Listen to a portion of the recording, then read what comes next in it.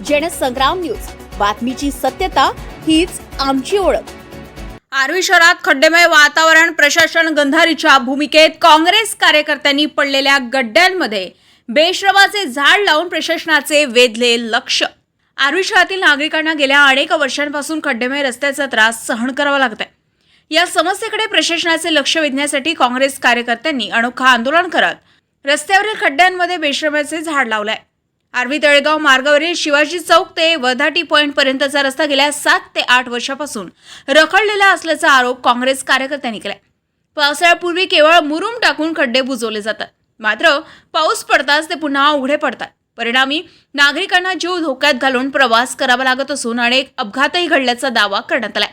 या पार्श्वभूमीवर काँग्रेस कार्यकर्त्यांनी खड्ड्यांमध्ये बेशरमाचे झाड लावत प्रशासन आणि लोकप्रतिनिधींचे लक्ष वेधण्याचा प्रयत्न केला।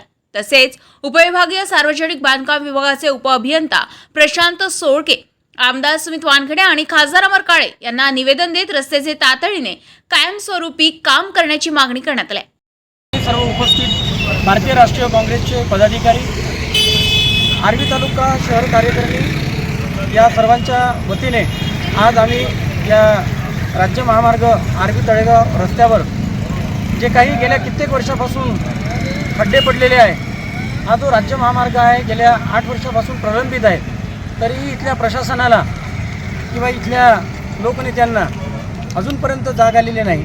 आज आपल्या आर्वीतील जो काही उपविभागीय बांधकाम विभाग आहे त्यांना निवेदन दिले।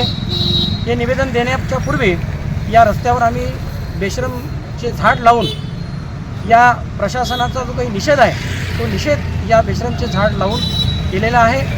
यावेळी सुधाकर भोये, चंद्रशेखर वणसकर, पंकज गोडबोले, कैलास अवथळे, मलिक पटेल, कालिदास कवाडे, राहुल शिरपूरकर यांच्यासह शेकडो कार्यकर्ते, काँग्रेस कार्यकर्ते उपस्थित। 7-8 वर्षापासून रखडलेल्या या रस्त्यामुळे नागरिकांचा संताप वाढत असून आता तरी प्रशासनाने तात्पुरत्या दुरुस्तीऐवजी कायमस्वरूपी उपाययोजना करावी अशी आर्वीकरांची मागणी आहे। मलिक पटेल, जनसंग्राम न्यूज, आर्वी।